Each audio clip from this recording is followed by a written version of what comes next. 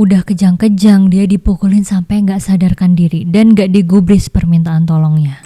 Halo semua, aku Zalfa, selamat datang di Satu Cerita. Selamat datang buat kalian yang baru nonton dan kalian yang udah subscribe, terima kasih banyak karena sekarang kita udah mencapai 200 subscribers nih. Jadi di channel Satu Cerita ini aku bakal bawain kisah-kisah misteri, kisah-kisah horor, kasus-kasus yang belum terselesaikan sampai teori konspirasi. Jadi buat kalian yang suka dengan bahasan serupa, jangan lupa subscribe karena kita bakal tayang 1 kali 1 minggu.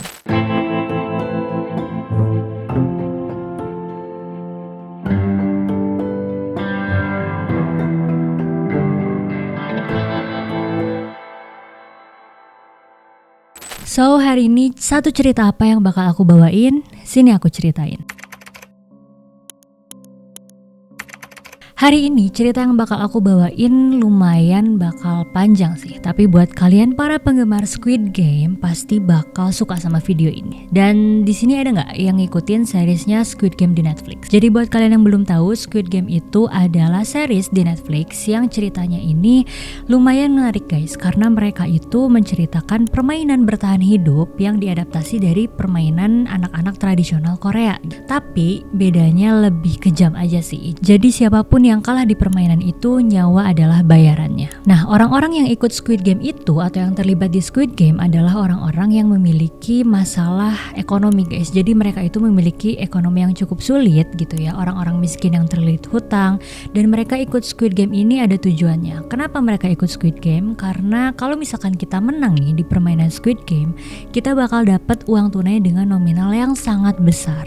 Series ini lumayan banyak peminatnya gitu ya di Netflix. Jadi mereka bikin 2 seasons dan season keduanya baru aja tayang di Desember lalu. Menarik banget kan? Nah, coba kalian bayangin kalau misalkan ada permainan bertahan hidup yang terjadi di dunia nyata, bakal gimana tegangnya, bakal gimana seremnya gitu ya. Dan buat kalian yang ngikutin berita akhir-akhir ini gitu ya, berita di TikTok atau di X, kalian pasti lihat gambar-gambar atau tempat-tempat yang katanya adalah tempat real life Squid Game. Nah, bener gak sih itu tuh? Waktu aku lihat berita-beritanya, waktu aku lihat foto-fotonya, dan di kolom komentar aku baca bahwa Squid Game ini katanya adalah adaptasi dari suatu kejadian di Korea yang namanya tragedi Brothers Home. Nah, tragedi Brothers Home itu gimana sih? Bakal aku ceritain sekarang. Jadi ceritanya tahun 1976 sampai tahun 1987 itu di Korea ada sebuah shelter atau pusat kesejahteraan sosial. Pusat kesejahteraan sosial ini digunakan untuk menampung para tunawisma di Korea Selatan. Nama tempat dari pusat kesejahteraan ini adalah Brothers Home gitu ya. Brothers Home itu adalah rumah saudara, kan kalau dari namanya benar-benar family friendly gitu ya. Kayak sesuatu yang baik-baik aja gitu, nggak akan ada sesuatu kekejaman yang terjadi di sana.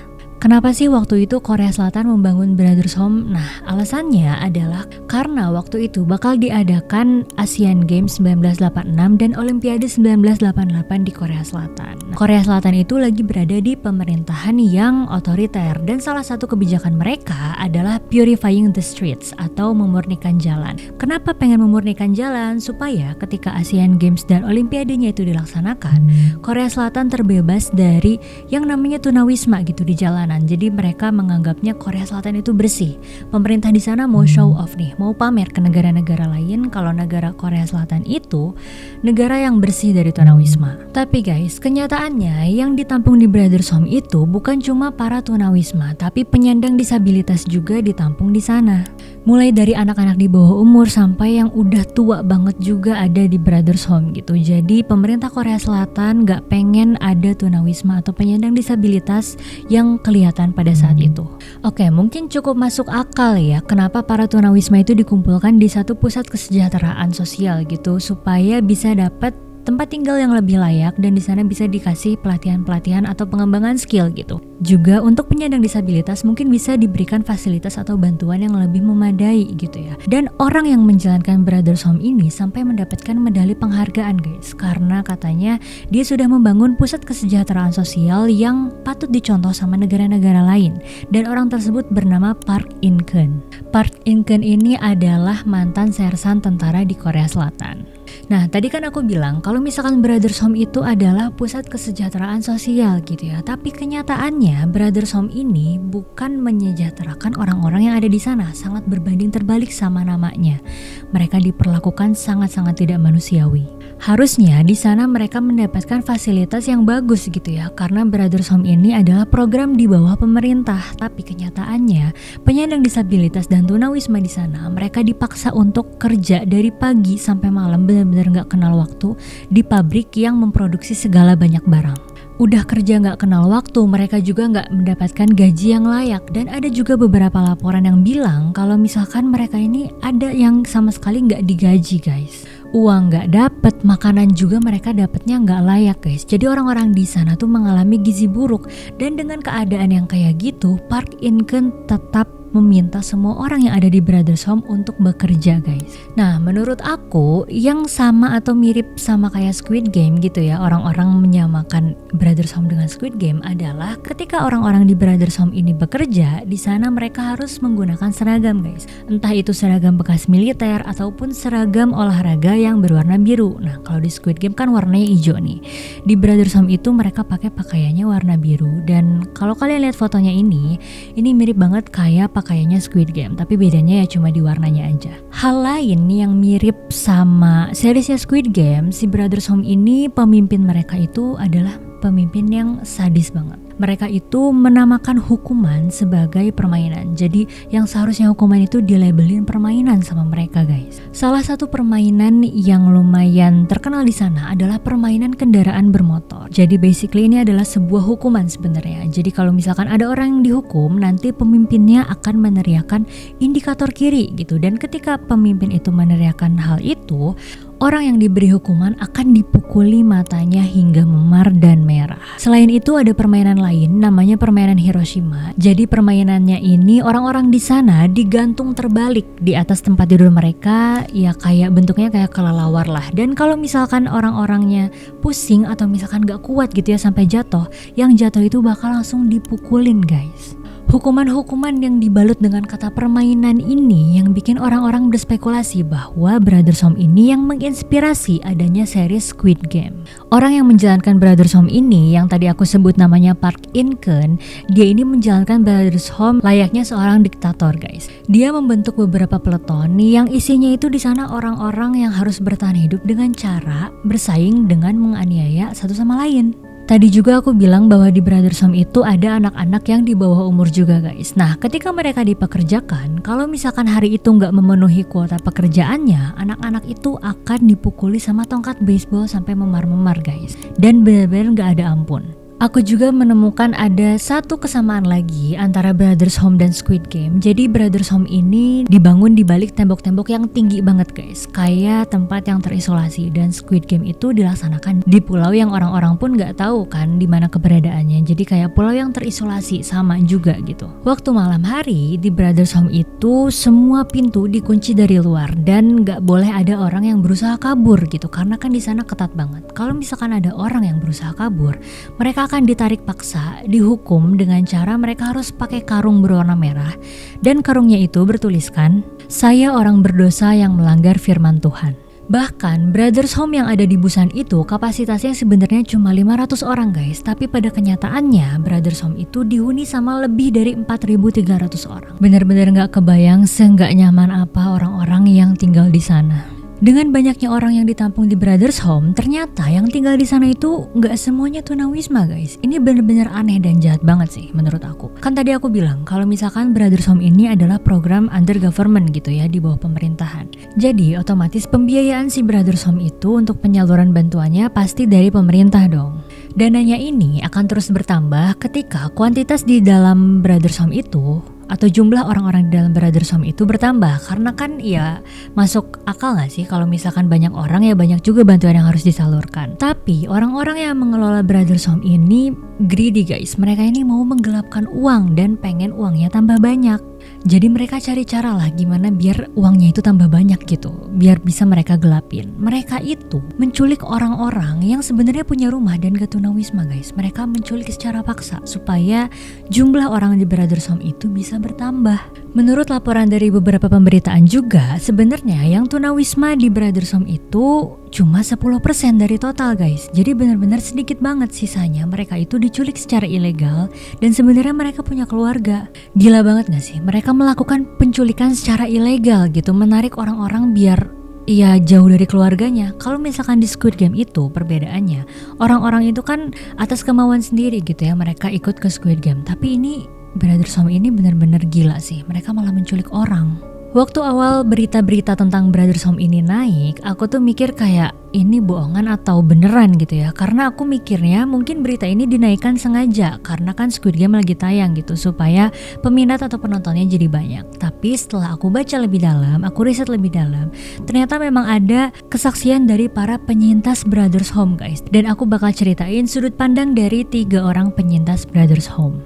Penyintas pertama ini namanya Choi Seung Woo. Nah, Choi ini ketika itu usianya masih 14 tahun guys. Dia ini lagi jalan sepulang sekolah, tapi tiba-tiba dia di stop sama seorang polisi dan dia dituduh nyuri roti. Choi ini bingung kan karena dia nggak nyuri roti, jadi dia membantah tuduhan itu. Tapi pada saat itu polisi memaksa dia untuk ngaku sambil menyalakan korek ke arah kemaluannya Choi gitu biar Choi ini ngaku. Habis itu polisi membawa Choi ke tempat Brothers Home. Choi juga ngedengar dari beberapa temen yang sama tahanan di Brothers Home, dia itu sering banget mengalami pelecehan seksual pada saat malam hari. Dan temen Choi yang lain juga bercerita bahwa dia pernah melihat ada salah satu orang yang dipukulin sampai meninggal guys. Dan jasadnya itu cuma diseret ke lapang dan dibiarin gitu aja.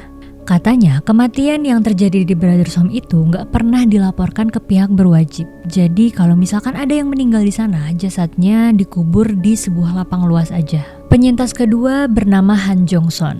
Han ini waktu itu berumur 9 tahun. Jadi ceritanya waktu itu dia, adiknya dan ayahnya itu akan pergi berbelanja ke sebuah supermarket. Tapi belum juga mereka sampai ke supermarket, Han sama adiknya ini ditinggalin di pos polisi guys. Ayahnya tuh bilang, udah kalian tunggu aja di sini, nanti ayah akan jemput lagi. Kan Han sama adiknya ini yang masih kecil, mereka percaya-percaya aja gitu sama ayahnya. Tapi udah ditungguin gak datang-datang guys ayahnya ini. Sampai akhirnya Han sama adiknya dibawa sama orang-orang yang berseragam hitam, yang ternyata itu adalah utusan dari Brothers Home. Akhirnya Han sama adiknya ini dipaksa untuk tinggal di Brothers Home. Waktu di perjalanan aja Han ini udah disiksa guys. Dia ini diteriaki dan ditampar sampai gak sadarkan diri. Dan udah nyampe di Brothers Home, Han ini disuruh telanjang bulat guys, karena katanya ada pemeriksaan fisik. Dan buat orang-orang yang protes sama pemeriksaan fisiknya karena disuruh telanjang bulat, bakal langsung diteriakin dan disiksa di saat itu juga. Selama di Brothers Home, adiknya Han ini selalu nyamperin ke peletonnya Han dan ngajak untuk kabur karena kan udah nggak betah banget gitu ya. Mereka ini kan awalnya mau pergi sama ayahnya, tapi tiba-tiba diculik dan tiba-tiba ada di Brothers Home. Karena adiknya Han ini sering nyamperin dia ke peleton, akhirnya Han ini harus selalu melihat pemandangan adiknya diseret-seret, ditarik rambutnya guys, karena udah menyalahi aturan gitu. Kan di sana mereka dibatasi juga interaksinya, nggak boleh interaksi berlebihan meskipun punya hubungan saudara kakak dan adik. Kejadian lain yang melekat banget di kepala Han sampai saat ini adalah ketika suatu hari ada temannya yang kejang karena epilepsi guys. Bukannya ditolong guys, pemimpin peletonnya malah mukulin dan nyiksa orang itu dan bilang kalau misalkan kejang-kejangnya itu cuma dibuat-buat. Temennya yang kejang-kejang itu sampai berusaha memohon-mohon di kaki pemimpin peleton gitu ya supaya ditolong, tapi malah tetap dipukulin. Udah kejang-kejang dia dipukulin sampai gak sadarkan diri dan gak digubris permintaan tolongnya. Pas dilihat udah banyak darah, tubuhnya baru diseret ke tempat lain yang Han pun gak tahu jasad temennya itu dibawa kemana. Penculikan yang dilakukan Brothers Home ini bener-bener banyak banget caranya guys. Selain Choi dan Han tadi, ada juga Kang Shin Woo. Dia ini adalah seorang suami dan seorang ayah yang baru saja berduka karena istri dan anaknya meninggal karena kecelakaan guys. Anaknya Kang ini baru berusia 10 bulan, jadi dia benar-benar sedih banget karena dia kehilangan 2 orang yang dia sayang. Karena dia lagi dilanda kesedihan nih, tiba-tiba ada seorang misionaris Kristen yang menawarkan dia untuk beribadah di sebuah gereja supaya dia merasa lebih tenang. Dan misionaris Kristen itu menawarkan Kang untuk beribadah di sebuah gereja yang lumayan besar, dan Kang ini dibawa ke gereja Semaem. Dan ternyata gereja Semaem itu ada di kawasan Brothers Home. Di sana Kang ngeliat kalau misalkan orang-orang di sana tuh nggak diperlakukan manusiawi guys. Pas udah tinggal di Brothers Home juga, Kang ini disuruh kerja untuk menghancurkan batu, tapi nggak dikasih alat. Jadi Kang ini disuruh ngancurin batu tapi pakai tangan kosong. Kang juga sampai bilang kalau misalkan ada tempat di dunia ini yang pantas disebut neraka, itu adalah Brothers Home. Hampir semua penyintas Brothers Home itu ketika keluar dari pusat kesejahteraan sosial itu masuk ke rumah sakit jiwa untuk dirawat kesehatan mentalnya guys, karena di sana benar-benar parah banget siksaannya sampai mentalnya kena.